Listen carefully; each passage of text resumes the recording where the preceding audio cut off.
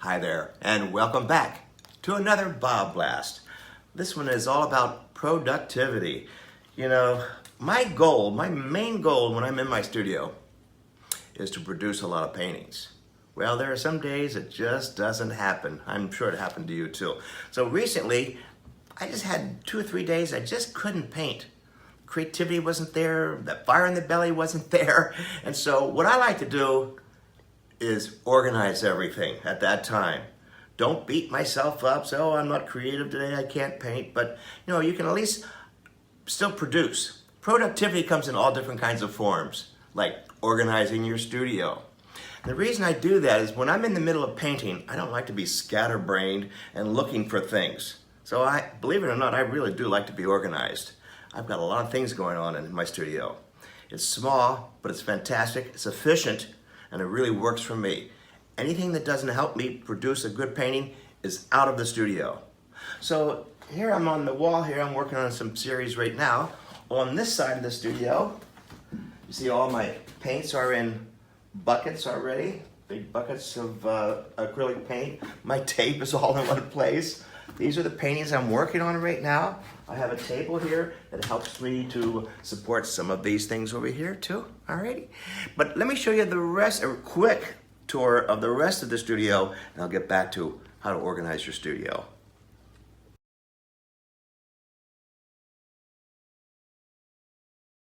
So walking further down the line, I noticed I have these strips up here. They're 1 inch by 2 inch pine strips that I have screwed into the wall.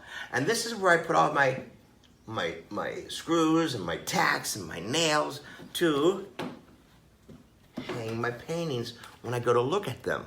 And I keep all these things up on the wall. So many of you have asked me about this. And so I thought I'd better insert this part right here. Now the reason I do that is so I don't have thousands and thousands of holes all over my wall. Well, at least it helps keep it all organized too. So that's my hanging system. Nails and screws and tacks only on that pine strip. Now over here is my table getting ready for the workshops. I'm about to go to Canada, so I have all my classes, all the organization. My paints are in the bags. And remember, on all the paints that go into the luggage, check luggage, make sure you put the word water-based art materials inside the plastic bag, inside the luggage. Alrighty, so yeah, I can take all of the stuff on the plane, check luggage, make sure that the bag says water-based art materials. I've never had a problem. This is going to be collage work. Here's my suitcase. Everything for the whole week goes into the suitcase. Let me show you the other side of the studio.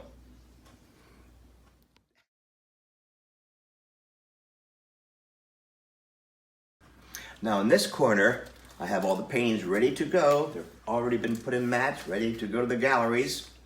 And the larger paper pieces getting ready to be mounted on these boards. This is productivity. That's because my studio is somewhat organized. Here over the floor, right in the middle of the floor, I'm working on one of the bigger ones.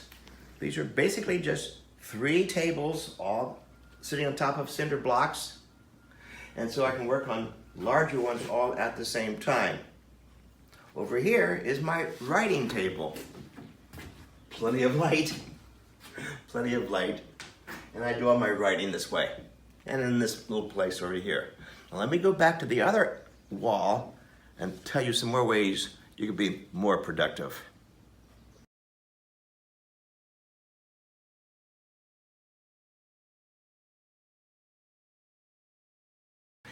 And just to remind you that productivity doesn't always have to be about actually painting.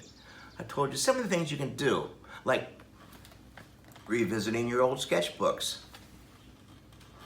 cleaning your brushes, gessoing more paper and canvases, emptying the trash, sweeping up around here. That way I can stay 100% focused on productivity. That's the key thing. Remember, my focus here when I go into the studio is to produce paintings, not to be a scatterbrain, that kind of stuff.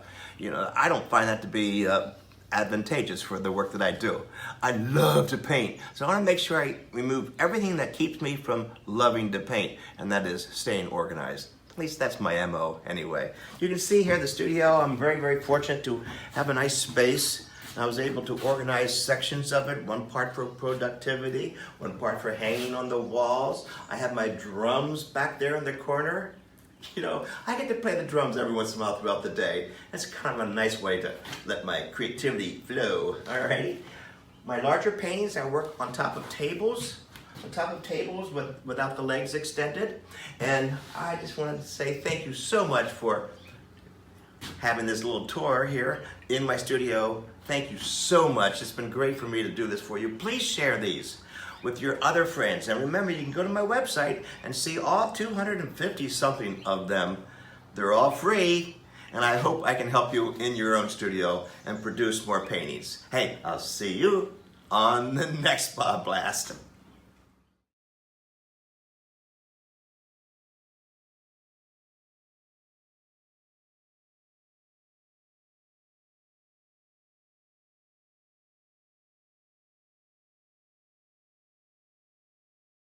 Hi there, I'm Bob Burridge, and this is all about Date Night with Bob. We just got finished doing one. See the paintings behind me? This is a 2-hour kind of a Zoom painting workshop is what it is. And we were painting for 2 hours. You can either do it along with me, or you can sit back and have an adult beverage and watch at the same time. This is called a fun thing we're gonna be doing. We've done them already, so it's called Date Night with Bob. And don't you want to do that on whatever nights we have? Check out the schedule. It's right behind me, and we're going to be painting like crazy. I'll see you on Date Night with Bob.